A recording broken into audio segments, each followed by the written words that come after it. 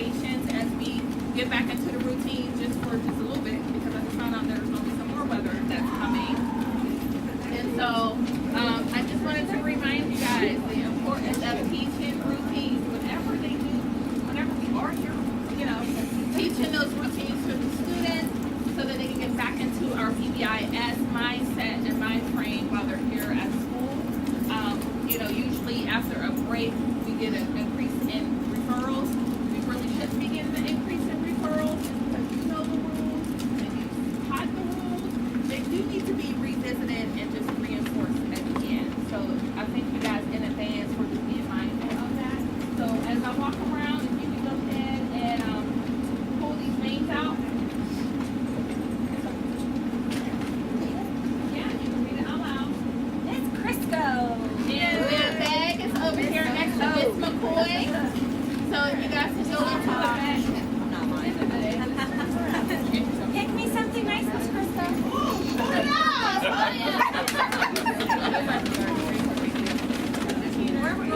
At this time, I want to have you guys come and get your goodies from your goodie bag here.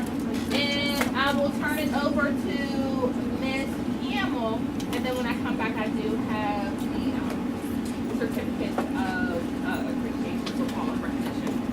So, Miss. All right, so I'm back here again. But again, this is more of a listening activity than a seeing activity. So we'll start with our bell.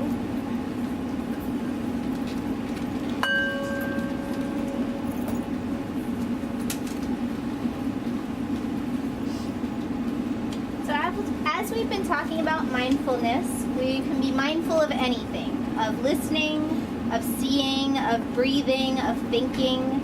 We can also be mindful of our emotions, whether you're happy or sad or frustrated or excited or annoyed or peaceful. Most of us have had all of these emotions, and being mindful of emotions can help us. If the emotion is one that feels good, we can appreciate it more. And if the emotion is one that feels bad, we can decide how to respond to it. Think about if you have ever said something and then right away wished you could take it back. Think about if you have ever pushed someone or broken something out of anger and then later wished you hadn't done that. Mindfulness helps us create a space between a strong emotion and actions. So if you hold up two of your fingers and say that one of your fingers is anger and the other finger is your reaction. Usually those two things come right together, your emotion and your reaction. When there's mindfulness between, it pushes those two things apart, so the action and the emotion are not so close together. So mindfulness makes a space so you can make a different decision.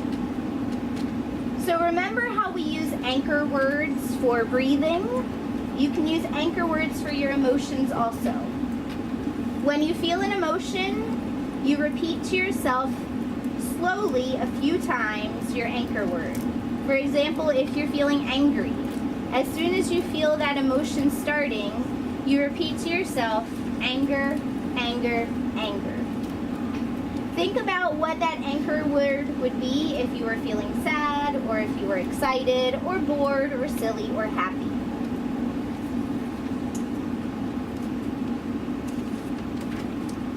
So everybody has anger and frustration sometimes, disappointment, boredom, happiness. All these emotions are natural. Mindfulness doesn't make your emotions go away. It doesn't control when something like anger starts or when it ends. But what it does do is it helps you be more patient with your emotions so you can make a different decision in the end.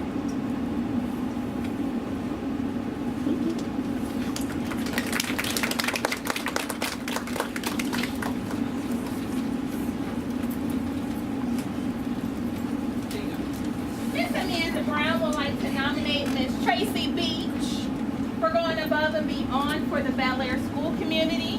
She stated that when she needed a book for a lesson, you hunted it down. Not only did you find it, but it was at another school and had it sent for her. So thank you for being so awesome. And then we have a couple of certificates of achievement. We have some teachers that went through SPOT training, which is a literacy class. And so I wanted to thank you guys. I went through SPOT twice, and it is so awesome. It's meaningful, but it is very time consuming, and there's a lot of work that you have to do. And so I do not, take the fact that you took this class. I do not take it, lightly at all. So I thank you guys for your time, your patience, your dedication to our students and your instruction. And so we'll start off with the K1 class with Ms. Dunleavy.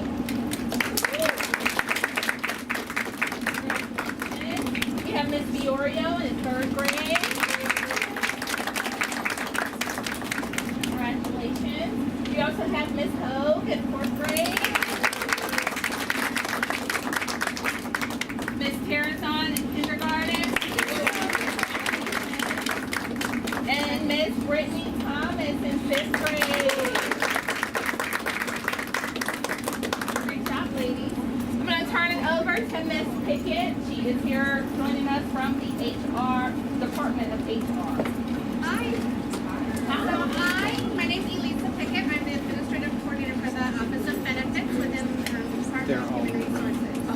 Principal McDonald asked me to come share with you some things about our employee assistance program that you may not already know, and I bet I'll tell you a lot of things today that you don't know. The employee assistance program is through a company called ComPsych. So this is not something we do in-house. We have a vendor. Their name is ComPsych. They also use a tag as guidance resources. So the employee assistance program, for lack of a better definition, is sort of a crisis management program at its heart. It's to help you in times of crisis, and everybody's crisis is slightly different, but it's to help you sort of get down out of the trees, get your feet back on the ground, and start pushing forward. So what's important to know about ComPsych is that they are in Chicago. They're not here. They have a 24/7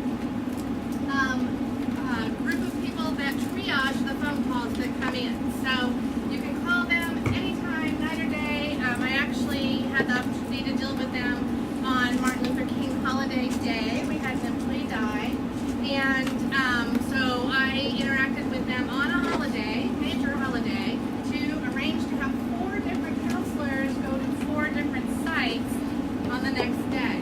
So I can attest to the fact that they are present every day of the year, and they do answer their phone calls there in Chicago.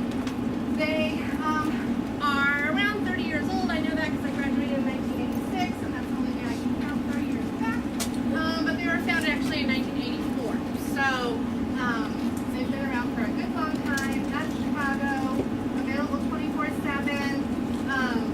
And probably one of the biggest things that I want you to know about the Employee Assistance Program, and the fact that it's in Chicago lends credence to this, it's completely, totally, utterly, 100% confidential. We don't manage this program.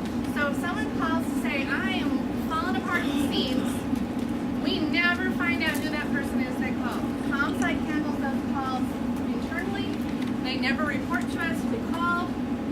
We actually get a report quarterly that shows us how many people call. We don't find out if they're male or female, where they live. We don't even know your zip code if you call in. We just know people call. And they divide that up by areas of calls. So we'll know that 15 people called this month because they're getting a divorce, 50 people called because they were stressed, another 3 people called because they need help with their taxes, and 1 person called because they're going to Maine, they want to buy lobsters and they don't know where to find them, which is a real phone call. So this has a lot of breadth. There's a lot of things that you can do, but the primary thing I want you to take away today is that it's confidential. We never find out who uses it, which is one of the barriers to getting the kind of care that you might need to get through the Employee Assistance Program. So they deal with confidential consultation on personal issues. That looks like therapy, right? So if you need a counselor to talk to, you need a psychologist to talk to, they will find out how they can help you, and they will hook you up with someone available to talk to you. That may be on the spot on the phone. That may be making an appointment for next Tuesday. It depends on what your level of need is. I will say that if you call them and you in any way appear to be a danger to yourself or others, they are going to keep you on the phone. They are not going to say, let's circle back to that tomorrow. They're going to keep you on the phone, make sure that you are getting the care that you need in the moment. So they are really good about taking care of people in the moment. They also offer legal information and resources. So if you ever have the opportunity to need an attorney or to simply need to ask an attorney-related question, they have resources for that. They have financial information, resources, and tools, so they can help you with tax questions. Anybody trying to get their taxes right now? Woo, it's a whole new world this year. So my boss and I, yesterday on the snow day, were exchanging text messages about whether or not we could claim our college-age students and how they could then take the American Opportunities Credit. And I'm like, I'm calling the EAP because they'll have somebody that can answer the question for me. So that was kind of cool. They also can give you information, referrals, and resources for work-life needs, and we'll talk a little bit more about what that means. And they have a website. So at any time, you can go on their website and you can chat with someone. I use their website like a mini Google. I can't tell you how many times I've gone on there to look things up. I happen to work with Principal McDonald's husband, and you may know, have a daughter who's going off to college next year, and anyone who's done that, anyone who's done that knows that opens up a whole new world of questions. So one of the things I used the website for was to research what happens if my college child, because he's a sophomore, this was a year ago, what happens if he gets in an accident or something happens at college and he's 18 years old, he's an adult, and how do I talk to a doctor? Do I have any rights here? I really don't. So I was able to find, using the ComSci resources webpage, a medical power of attorney. So I actually have paperwork that should he, don't worry, Sean has it, that if he gets hurt, I can talk to the doctor. So, that was kind of fun. I'll tell you another little story about that as we go along. Again, strictly confidential. All the records are maintained by ComSci. And we just get a summary of what the requests look like. They're 24 hours a day, 7 days a week. You can call them or you can use the website. The website does require you to register, and that's fine. There's nothing that we'll ever find out about your registering, but you do need to know that the company web ID is PWCS. I did send along a PDF copy of a brochure for the EAP program that Principal McDonald will send along to you guys, so you can have a copy of that without killing any more trees. Yeah. Oh, with the chapters. Oh, I just need to get it. And actually, she has the brochure in her hand right here. It's yellow and it's orange and blue. But it's also on our website. And who can get to pwcs.edu? Everybody, right? So there's a whole benefits page on that website where you can link onto all these things. So you don't ever really need to remember. You just need to know how to get to pwcs.edu. So they do have short-term counseling, and then that can transition into long-term counseling. The short-term counseling can be as simple as a couple phone calls. It can be a period of actual treatment. So under the EIP program, you can see a counselor for 5 sessions for free. There is no cost involved. So one barrier to mental health care is often confidentiality and not wanting to spill my guts. And the second thing is, I don't really have the copay for this. And even if I have the copay for this visit, what if I need long-term treatment? How am I going to come up with the copays for that? So the cost is often an issue. If you're a member of the Prince William County Public Schools health insurance plan through Anthem Blue Cross and Blue Shield, there is mental health care and there is co-payments for counseling under that plan as well. But the first 5 visits would be free. So you can use this program for anyone in your family, anyone in your household, husband, wife, children, grandparents, anybody that lives with you. The definition of family under the EAP is very broad. So if they live in your house, they're yours. They can call, okay? So you can get 5 free visits. Your son can get 5 free visits. Your spouse can get 5 free visits. They can all get the visits for the same event. So let's say I'm getting divorced. That might trigger me needing some help, my husband, my children, maybe my mother lives with us and she's affected by it. We could all get the 5 free visits due to the divorce.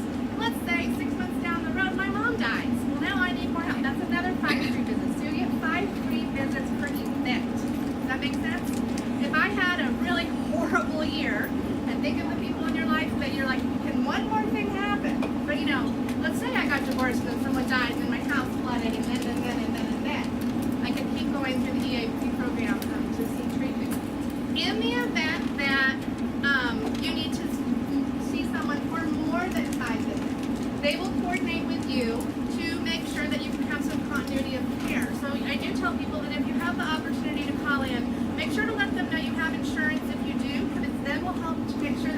provider for the first 5 visits is, if at all possible, someone you can continue to see.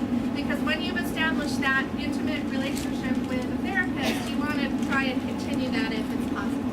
Okay? So that's a little bit about the counseling part. So we're clear. Anybody in your family, 5 free visits for any one event. You can do it whenever you need to. The legal information is kind of cool. Who's heard of LegalZoom? Yeah, that's on TV.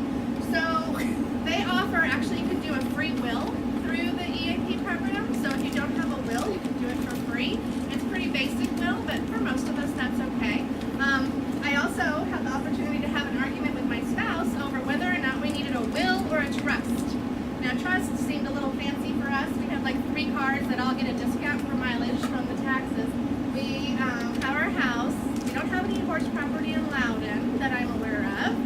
We're just really pretty basic people, right? So he's like, no, we need a trust. No, we need a will. So, of course, I went to the website and researched it all. I won. We only really need a will. And that was free. But they can help with anything from divorces, family law, custody, that kind of stuff, wills, bankruptcy, estate planning, dealing with real estate. We did have an employee who is a casual landlord, if you will. Sort of, she has this house and she rents it out. She's not really a professional landlord. Well, she had some problems with the tenants and couldn't get them to scoot a boot. So she called the EAP to get some legal advice on how to get them out of her house. That was free for her. We had another employee in our office who got a phone call one day from a company that was going to repossess her car, and they told her the model and make of the car. She said, I don't have a car. I don't have that car. That's not my car. You must have a mistake. Someone had purchased the car in her name, made no payments, and then of course they were coming to get the car. So she then had to hide her real car in the garage because she was afraid they were going to take her car. But anyway, she used the EAP to get some help with ID theft. So they can pretty much run the gamut. Now with the legal part, you can call and talk to anybody on the phone and ask any questions you want through the EAP mechanism. If you need to have an actual one-on-one consultation, which would be another level of legal care, that's free for 30 minutes. And then if you have to retain an attorney, there is a 25% discount off of their retainer fee. So there are some discounts involved with that as well. They can help you with anything financial. I mentioned the back and forth about the taxes. They have CPAs, they have CEOs, they have credit counselors, they have people that can help you with all level of financial stuff through the EAP. Again, it's confidential. Now this is kind of a fun part of the EAP. They call it their work-life balance component. We call it the concierge. So if you were able to pick up the phone and call me and say, Elisa, I would like to know more information about all the places in the county which on a snow day would be available for me to take my 5-year-old to that doesn't have germs. Let's just say. Doesn't exist, right? But they would do that research for you, and they would come back with a written list. They'll email it to you or mail you a written list of all the places you could take your child on a snow day that perhaps doesn't have germs, but that's probably unlikely. They could help you if you want to build a deck. Give me a list of everybody in my area that's already been vetted by Angie's List or Yahoo, or Google or whatever, that could build a deck in my area. Tell me where I can buy orange mums in October, that are going to be available for a Tuesday wedding. They can do just about anything except for take your laundry and pick it up for you. Okay, but really what they're there for is to help you with tasks that you might be needing to spend time on at work. And I'm quite certain y'all don't have a real long lunch break to deal with this stuff, because I know I don't, I know you don't. Your day is really, you're focused 100% on what you're doing for the day. So if you could, make a quick phone call in the morning and by the afternoon you have a list, somebody else did that legwork for you. So it's kind of a neat thing. They do have an example of a gentleman who, he doesn't work for PWCS, but he had a bird, and the bird only had 1 leg, so you can imagine, it couldn't stand up very well.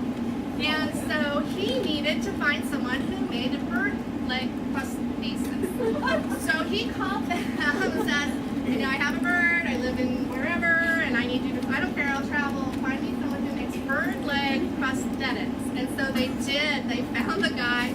Someone knows bird has 2 legs. Here's a stick top.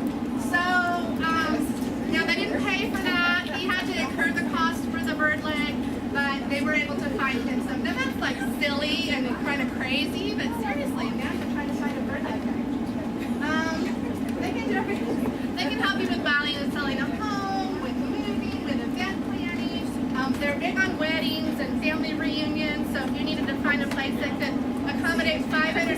July for your big old family reunion blowout. They can help you with that for free. Those things are free. So this is just a screenshot of what the EAP website looks like. It's nice and clean, easy to use. You can chat, send a question. Okay. They also, this is what it looks like to register. You'll need that PWCS code to do that. And then they have an app. Now, I personally haven't used the app, but you know, we might have a need for that, so they do have an app. So really that's all I have to say about the EAP. That's a lot. Did you guys learn something? I bet you didn't know about the birds. I bet you didn't know about that. So, really truly, again, the takeaway here is it's confidential, it's free, it's available to everybody and your family. I hope you'll get a chance to use it in the best sense of using it. I hope you don't have to use it in crisis, but if you do, it's a great place to start. Okay? Thanks for having me.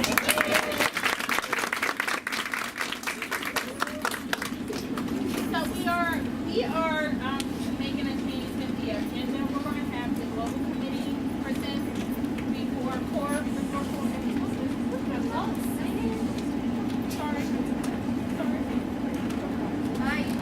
Thank you, Ms. Hamilton. All right. So, Mr. Rinker, Ms. Hamill. You're going to need your iPad. And you are going to need, you will either find a Nearpod app on your iPad, or you will need to go to Safari and open Nearpod.com. Open your what?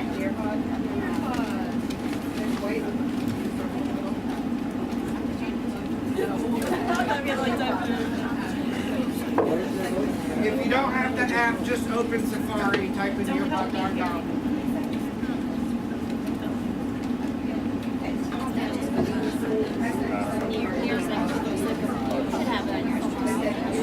And the code you're going to put in, the student code you're going to put in,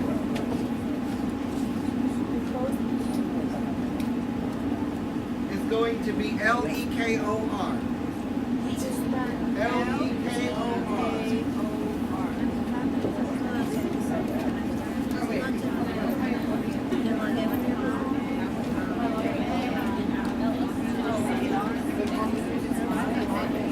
It's right here, so you can see it.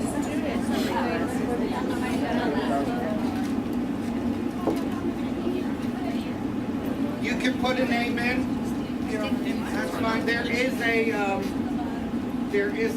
not an assessment, but there is a quick activity at the end that you will actually do. So if you want to put your real name in there, that would be great.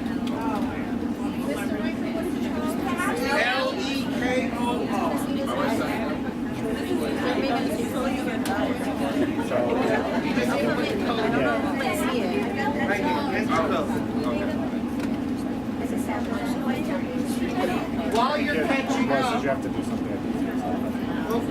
our video volume isn't working. Oh, you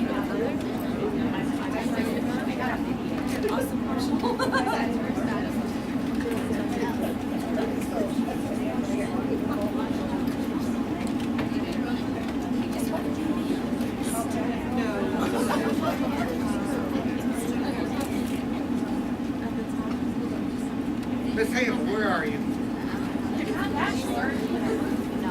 I blended with city just right.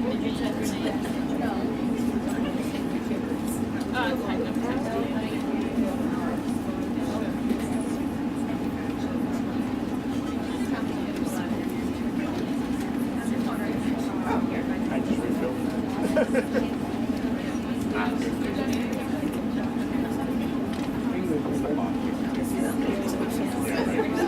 No, ladies and gentlemen, your email is not required. You just in the student code box, LEKOR. You don't need to sign up. You don't need to call. You don't need to put your email in.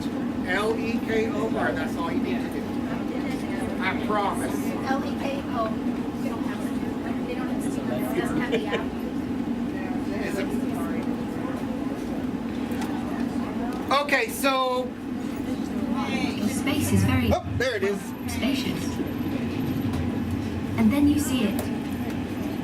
Earth, island in space. A little speck of water, rock and soil, with a thin veil of air that we can breathe. There might be life out there in space, but here on Earth, it's everywhere. If you think about it, we all need the same basic things. Fresh water, clean air, and healthy food. The good news is that Earth has enough of those for all of us. The bad news is that we've got a few problems in the way. The first is climate change. The way we're living on Earth now is damaging the very things we need to live. The fuels we burn are choking the atmosphere. We're running out of clean drinking water. And all of this is changing the weather. The second problem is inequality. Some people on Earth have far more than they need, and most people don't have nearly enough. This can lead to poverty, and that's not fair. Millions of people are unable to get medicine that could stop them from getting sick, or cure them if they do. In some places, children complain about having to go to school. In others, millions of children can't go to school at all. Is that fair? Luckily, we have a plan. The United Nations just announced the Global Goals for Sustainable Development. These are 17 goals to protect the planet against climate change and make the world safer, fairer, and more just for everyone. We have to achieve these goals by 2030. The great thing about having a plan is that we can check how we're doing along the way, give ourselves a pat on the back if we do well, and try harder if not. 2030 isn't so long away, so we'll need to encourage each other with lots of ideas. We can start by making these goals famous. There are 17 goals altogether, so lots of different ways in which you can help. What if being a girl or a boy makes no difference to how safe you feel, the friends you have, or the places you could go? What if we found new ways to make water clean and drinkable? What if we could recycle all of our waste? What else do you think we could do? We all live on Earth, and we depend on the Earth to live. We have many different cultures. We only have one planet. If we take care of it, and each other, and share what we produce fairly and sustainably, everything we need is right here. Someday we may find intelligent life on other planets. In the meantime, let's see how intelligent we can make it down here for all of us. At home, on Earth. The same.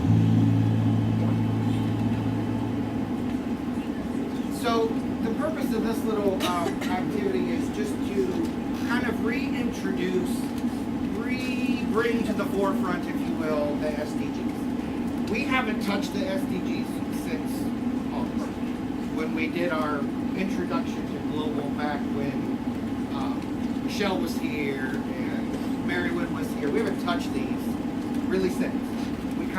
We've started going over the global competencies again, putting the videos on the announcements. We've got a couple of fun ones coming up. Mr. Lou is getting some students involved in his, so you're gonna see some things that we hope you'll start putting into. So the purpose of today, we're gonna fly through this because Core has stuff too, and so we're just gonna touch on a lot of things. We're gonna do that by doing a little breakout activity. Now normally you would do this like each class or each table would have their own. We're gonna do it as a group, and we're gonna do it where one group hands it off to the next. So the SDGs are our focus. I know that we have one page on our website, actually two, that actually have these as part of their classroom webpage. These need to become a part of your everyday life. This visual should be in your room somewhere. It should become a part of your lesson planning. It should become a part of the conversations that you're having with your kids. And hopefully today we'll show you a quick way to do that. And that's what our activity at the end will be. It's an activity that you can actually do with your kids. So to start our little breakout activity, the world needs your help. Actually, Miss Sam, introduce our problem. The world needs your help. And one way you can help is by becoming more informed and aware of the problems you face. In 40 minutes. No. 20 minutes. 15 minutes. Maybe need 10 minutes. If you're doing this with kids. You have a lot of minutes. You can learn about the global goals and unlock your way to or can you learn about the global goals and unlock your way to So on your table, and you need to work together, on your table you have a word find. The first table that finds 4 words, and the words are on the side. The first table that finds 4 words. You have 4 words already? No, you have to find them in the word search. You cheated, you started. Alright. Miss Kim's group was the first group to say they found, but I think they started ahead of everybody. Cheaters. So they're going to unlock the first challenge in our breakout. So they get the key to the first box. Oh, did I miss you? It's a ball. It's not a bomb. Now, inside box 1, Can I show them what it is? yes. Y'all should be listening so you know what the directions are. We're not being a very good student. Inside box 1 are some cards and a black light. They are going to give this challenge to one of the other 8 tables. You then have to figure out, using the objects in the box, you need to figure out the code to one of our 4 locks on our breakout box. Look at the clues on the board. Which direction will the SDGs take you? So, please choose a table and give them the objects from box number 1. Give it to a table. Why? Because I love you. Turn on the lights. Which direction will the SDGs take you? He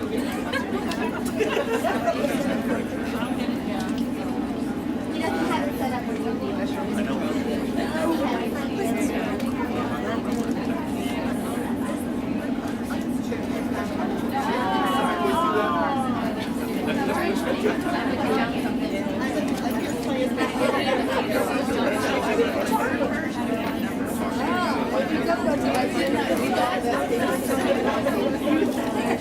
Which direction will the SDGs take you?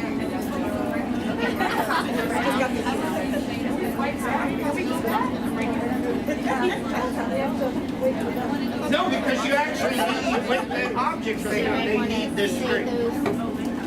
Oh, so we're not unlocking. No, they're trying to unlock. But they may bring you the next check.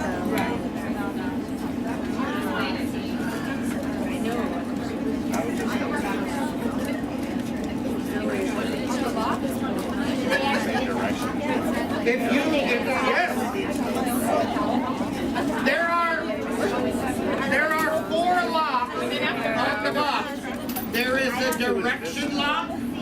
There is a word lock. There is a 3-digit code and a 4-digit code. 40567.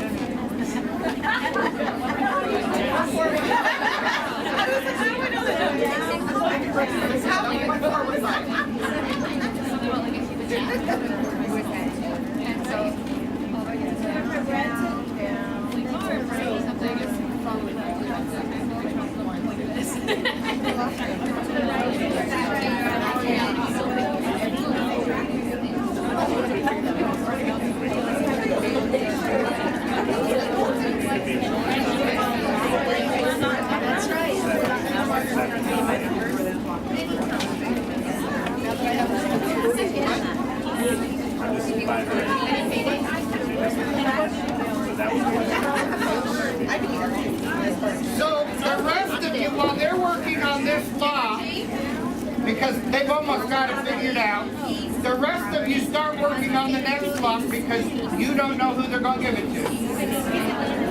No, use a piece of paper.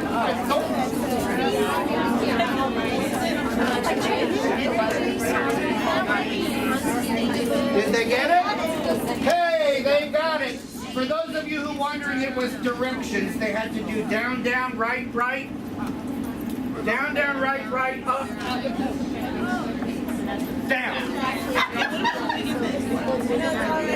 So, Miss Tarazan. Miss Tarazan, who goes to the next block? This group up here, you've been assigned the next block. So you have a 3-digit, a 4-digit, and a word.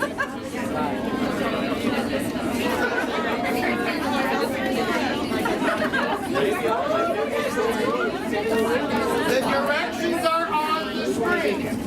Unscramble the words on the left, spell them correctly on the right.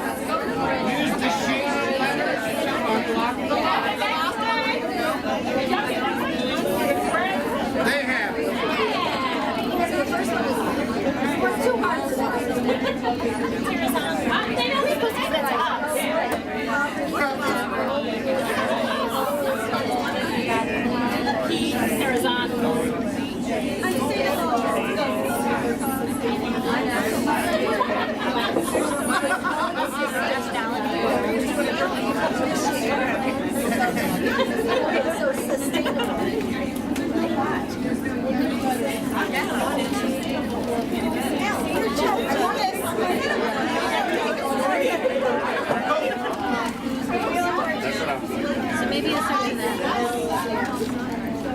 And we're assigned the lot right here.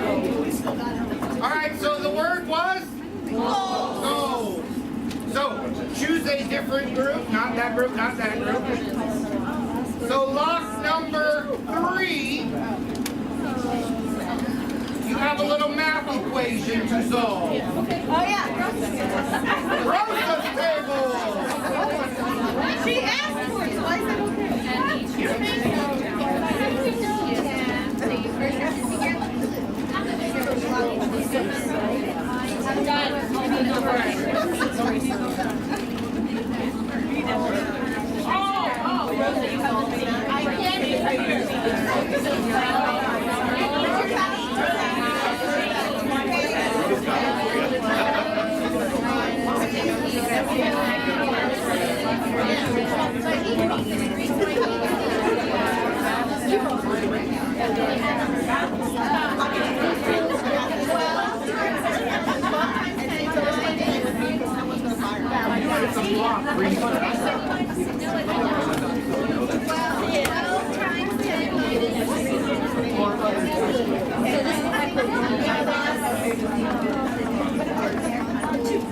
How we doing over there?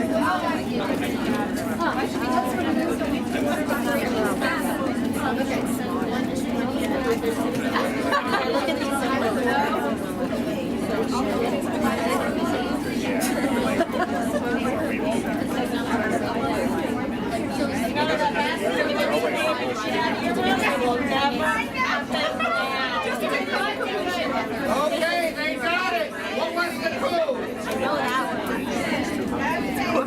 All right, so who gets the last one? All right, this one, the directions are on your screen. The global goals are only going to be completed if people come together and fight for them. It will not be easy, and there will be ups and downs. But by working together, I can't read it because it's in blue and I can't see it. We will make a difference. There you go.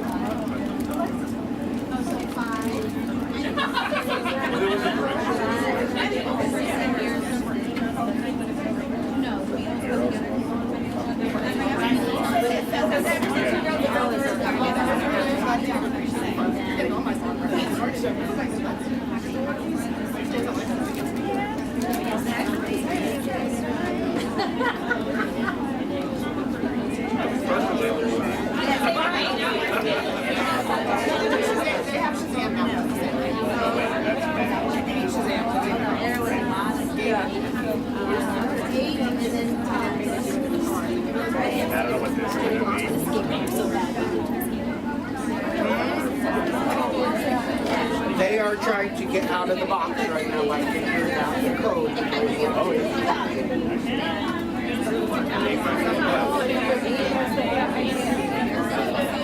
I think that's the first one.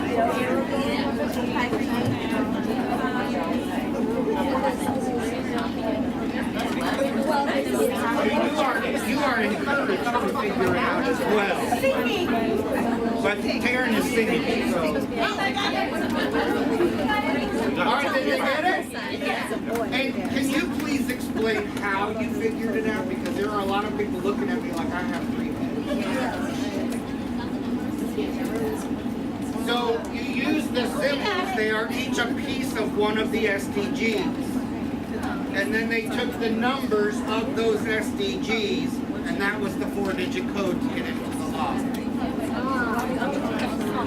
So, Alexis, what was the code you came up with? 8538.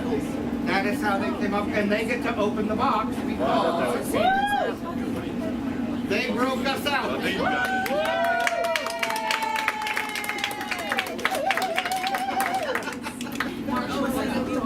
Jeans matches for everyone.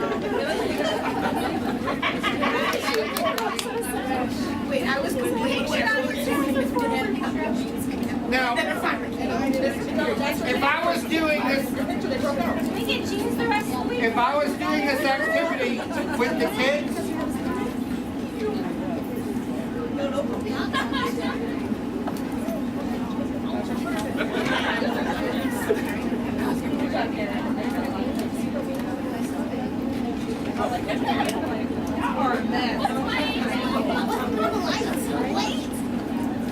so if I was doing this activity with the kids, I would ask them to kind of reflect on what they were doing. And again, this was just to get them looking at those numbers, looking at the actual, goals that are on each one of these numbers to familiarize themselves with what are the goals. So you're touching on the numbers, looking at the activity itself, and then for you, I have, and this is actually on the Teams for today's staff meeting, and I'll show you, there's another place you can find it as well. But this is an activity that you can do with your kids to help them, okay, so now we have these SDGs, we know these SDGs, we're familiar with these goals. Now, how do we find something as a class that we can focus on? Because that's the goal. Is how do we find something as a class? Not you as the teacher. We want the kids to be invested in this as well. So I've given you a very quick lesson that you can do with your kids. And it legitimately is, they write something that they're passionate about on a post-it. I want to feed the poor. I want to make sure everybody has clothes. I want to make sure that we have drinking water. They write something that they know about, that they care about, on a post-it. They start bringing them up to your whiteboard or whatever. And as they're bringing them to you, you take these cards, these SDG cards, which, by the way, we're going to give every grade level a set of SDG cards.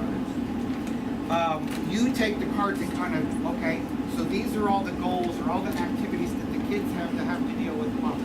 These are all the actions that the kids have to deal with drinking water or life on land. Or you start giving them up, but based on the kids' information. So you make the kids a part of the process, not just you.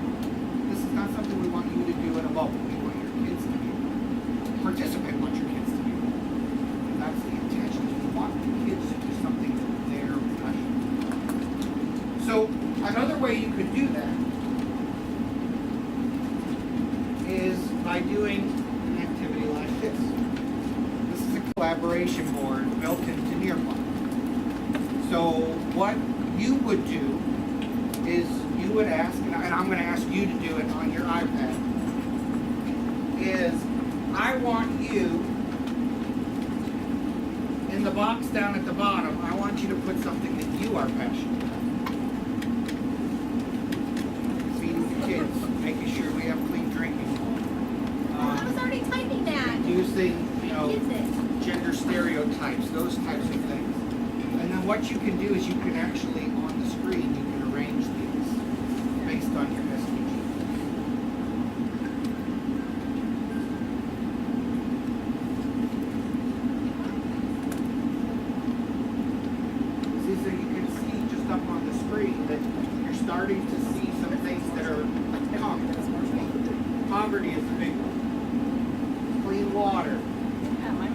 civil rights, gender equality.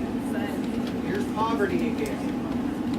Equality again, so you can start to see, okay, what is the biggest concept that your kids want to focus on?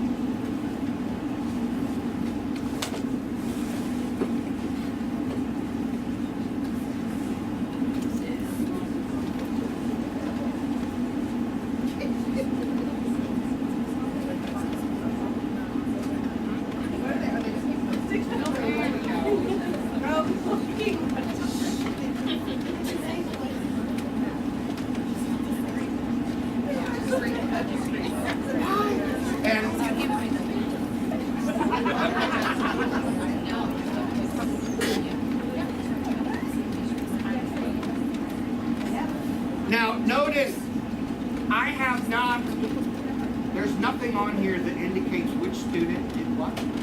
But if I wanted to embarrass you, I could hit show student names. And all of your names would, if you put your real name in, obviously, your name would appear. But if I was doing this with my kids, I wouldn't do it. I would want them to be able to speak freely and speak confidentially on something that maybe touches them at home. This might be something that they live with every day, and we just don't realize it. So, on the school website, on our school website, I have put some resources on there.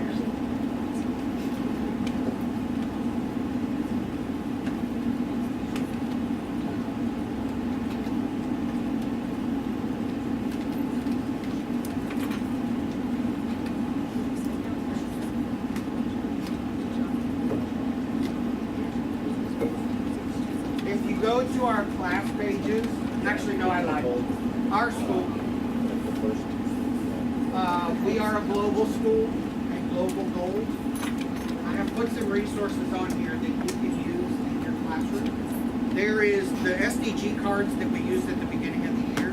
There is an online game that you can have, like, do with your kids.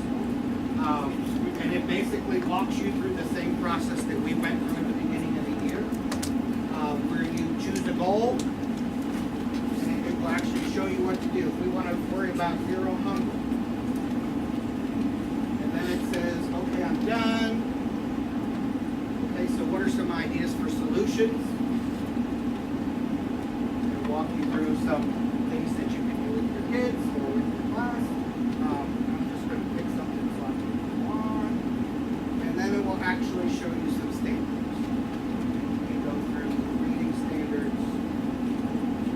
Obviously, these are the common core standards, so you want to find a Princeton County / matches. So those are here as well. You can choose one out of them, just pick one. And then you choose 3. I'm done. Now that it does that, it will actually give you a unit plan to study. So it's a quick way to plan. And you can take the feedback that you got from the kids, pop it into the computer, download it, and save it.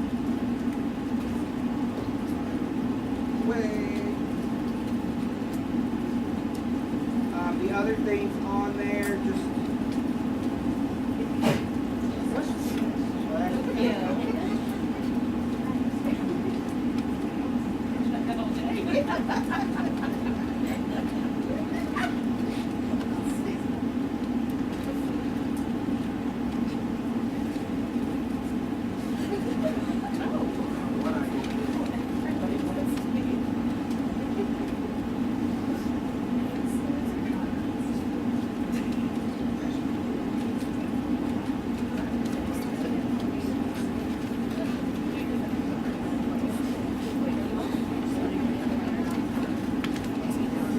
find your action plan, really good activity to do.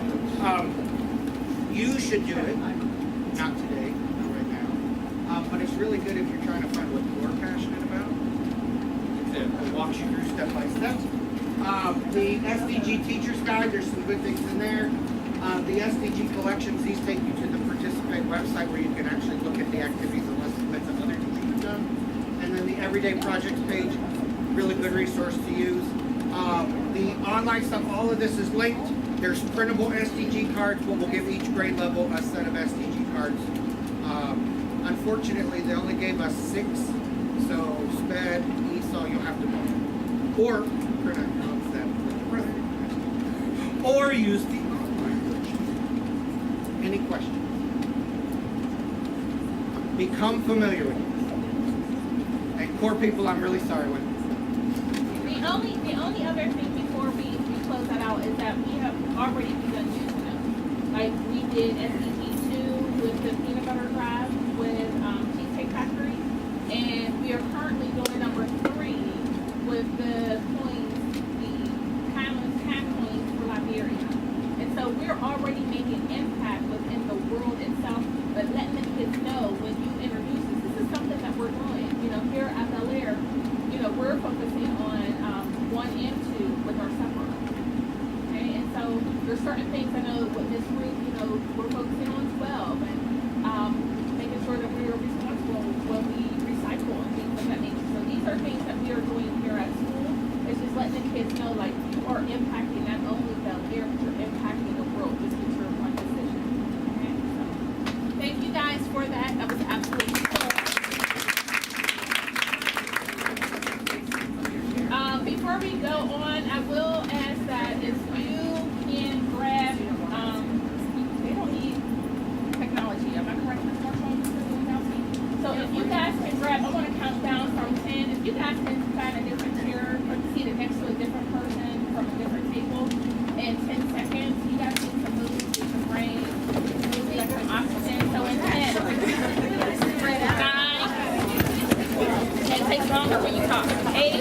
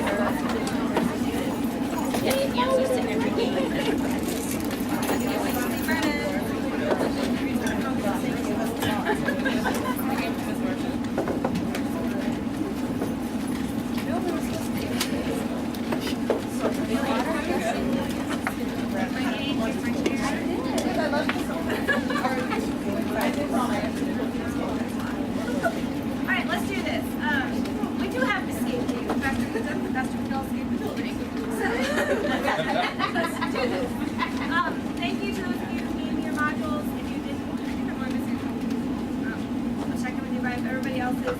And if you took an implicit bias test, I heard from very few people, this was taking one of those research points. So please let me know if you did any of those IATs. That was a finger game where you did you have it? No, you didn't have to print it, you just had to tell me. I don't need to know your personal prices, like that's your business. But yeah. Just shoot me emails so I can give you Okay, so really quick, just to give everybody a very, very quick refresher, we're going to just do 1 minute and 43 seconds of the first lesson just to do a quick review of what implicit bias is.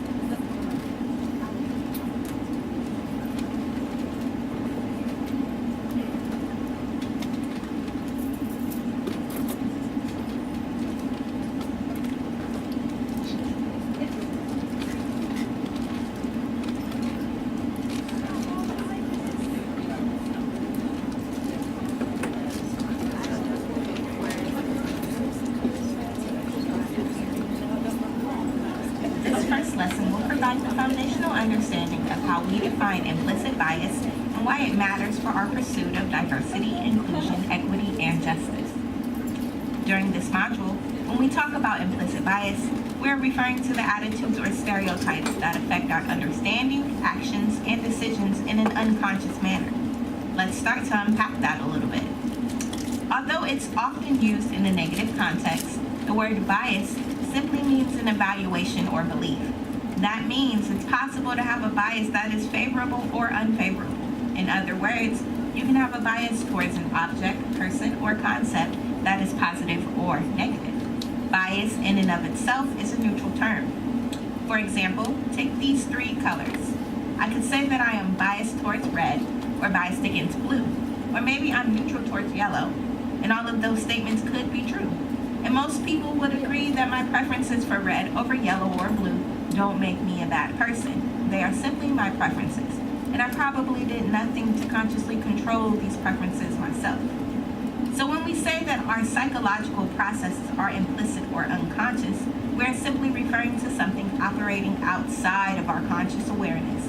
Like bias, the term implicit in and of itself isn't a good or bad thing. In fact, as you will learn later in this training, we rely on implicit processes to move efficiently throughout the world. So by definition, implicit bias is nothing more than our evaluations or beliefs, whether positive or negative, that can exist without us even realizing it. So if it's true that our biases may be hidden to us and they aren't necessarily bad, why are we talking about them? Alright, so why are we talking about implicit biases? I'm going to turn and talk to Especially friends. as it relates to education. Yes, why in education? Because we can talk about implicit biases. Oh yeah, that's not it.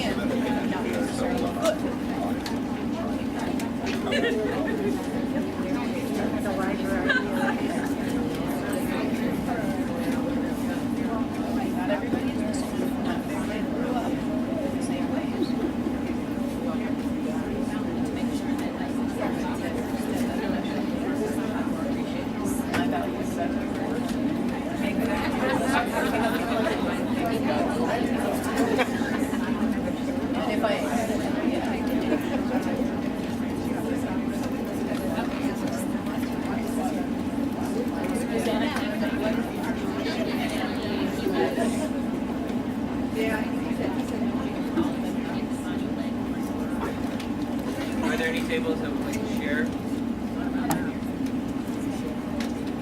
Why should we talk about education, talk about implicit biases? We can start. The very last sentence that she said is, "It's not necessarily bad," which begs the statement, "It's not necessarily good." So everybody has different backgrounds. You and I could have lived right next door to each other our entire life. Actually, better example, I have an older brother.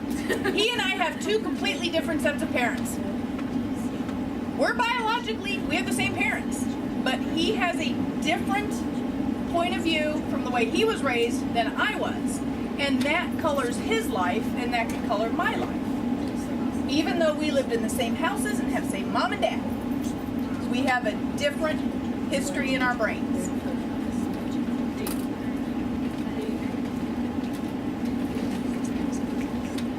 So why should we be talking about them as educators? Like why do we need to talk about this? You know, even though it can make you uncomfortable, and I know you were just talking to a few minutes ago, people were saying, you know, I the implicit bias says they're kind of embarrassed or like shocked by their results. But why do we need to talk about them and be more aware of them?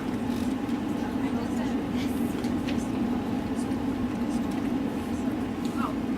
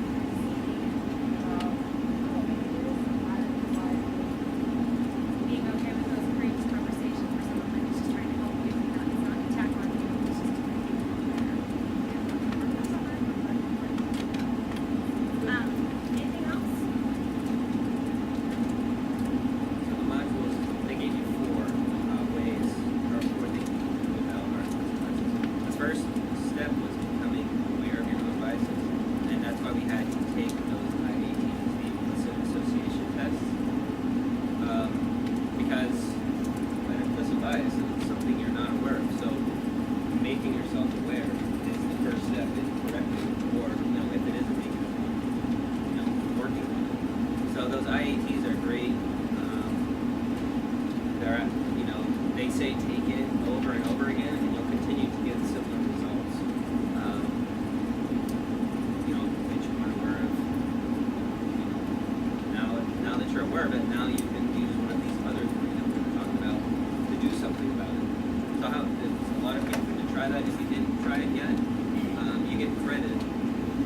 You email it to Ms. Marshall or myself, and we can email you the link again if you need that link to take those tests. The second one, actually, Ms. Figueroa brought up the mindfulness and perspective taking.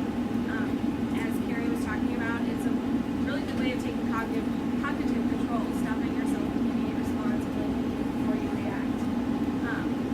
And it's also, as I said in the video, it's a time to sit and meditate and think more positive, loving thoughts about people who are maybe different from you.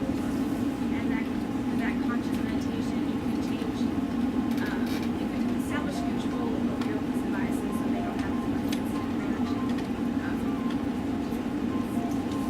And then the intergroup contact, which is what Amy mentioned, having interactions with people who are different from you can reduce our biases, especially if they're collaborative, not competitive instances. So right now, we're all working together to have this discussion, and we're working with people you don't know as well, or people who have different backgrounds from you. Change your implicit biases because it's hard to rely on your stereotypes and have a meaningful relationship. Could we have contact people again? You used an activity in your classroom where you utilized intergroup contact, or can you think of it right now that you could use? Talk to your tables, like what's something you can do in your classrooms this week, or you have done in the past? With intergroup contact, it's more about cooperative being cooperative than being competitive.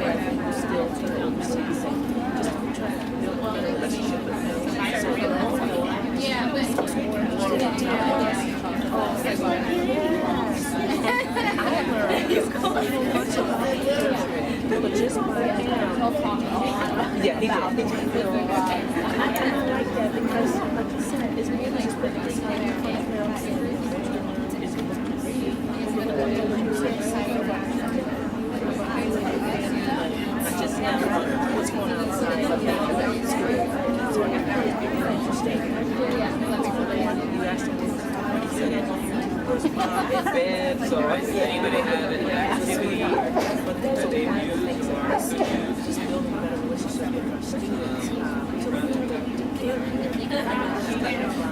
So Ms. Brown has one that you have used. All right. So, like I was sharing, when we have our Friday meetings, class meetings, I choose using the roster a child to be selected to speak. And prior to that, we came up with a whole bunch of topics, ideas that was going on with mine, things that affect us. It could be anything from candy to our classroom behavior to digital class. So when it's time for a child to give their leadership meeting, they're allowed to speak for 10 minutes on the topic and choose the children to respond to, to their answers. And so it just gives me a greater insight because I take the back row seat and I allow the children to take leadership, and it gives them that boost, and they choose whatever topic they want to talk about, and it really allows them to see the children.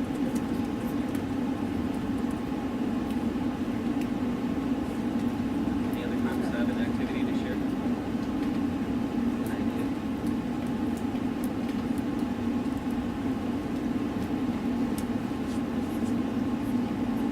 That activity that Mr. Ricker just gave you actually would be a good one. And have the groups have to work with other kids so they don't remember what they're working together to.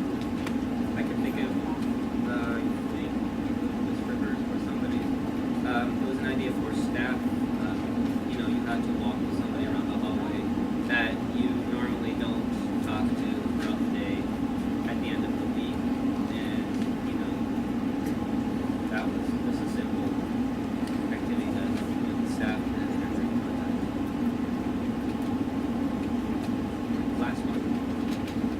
exposure to counter stereotypical examples. Seeing people who challenge commonly held stereotypes about their identity groups. Beginning to realize that not everybody fits that stereotype. So basically, a simple example I can think of, in the old days, the man went to work, the man now we have dads that are stay-at-home dads, so talking with stay-at-home dads, getting to know stay-at-home dads, joining groups that stay-at-home dads are in, and just becoming more familiar with people that don't fit that stereotype that you have in your mind. That helps as well. It gets you to question stereotypes and realize that they're not true. It helps your brains not rely on the cognitive shortcuts that your brains already rely on. I do not. Any last questions, comments, or concerns? We'll be back in a few months. I just want to say one thing. I know somebody that said,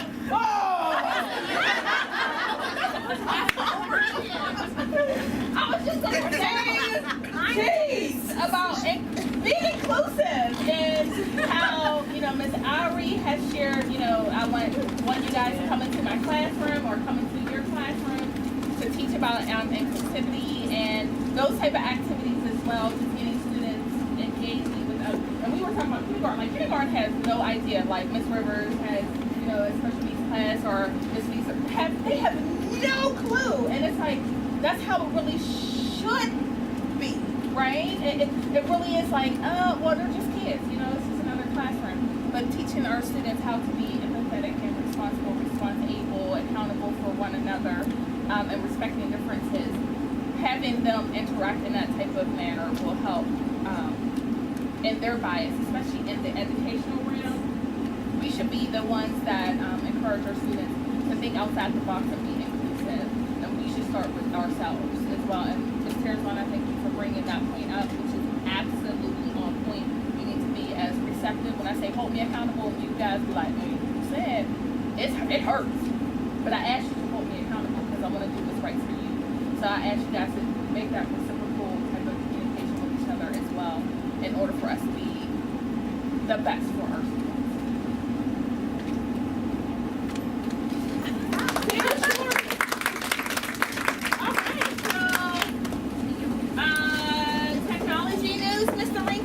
Just a couple things quick. Friends, Cocoa and Coding tomorrow night, 6 to 8. Next week on the 20th, I'm going to be showing you how to do breakout sessions if you're interested. Be sure to update your websites, your web pages. The last 2 months, most of you haven't even logged in. Our login report for December and January was pretty rough. Report cards. Thank you for getting your report cards done. And then Digital Learning Day is February 28th. If anybody has anything that they would like to do or would like to participate in Digital Learning Day, please let me know. That's it. Title I know. I think Hayden sent out to 3rd, 4th, and 5th. We're having our SOL night on March 4th from 6 to 7:30. If you would like to help out, she sent out like a little sign-in sheet form type thing, and we would love to have you there. We'd like to have you. Thank you so much. Esau! Testing will continues.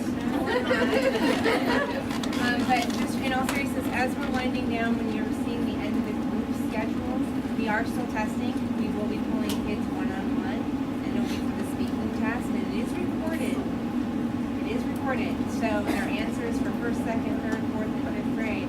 So when you're walking down the hallways and you see that sign up saying hey, we're recording, we are. So we're trying to keep it as quick as possible. Can we please just give Ms. Kozak a round of applause for her tenacity?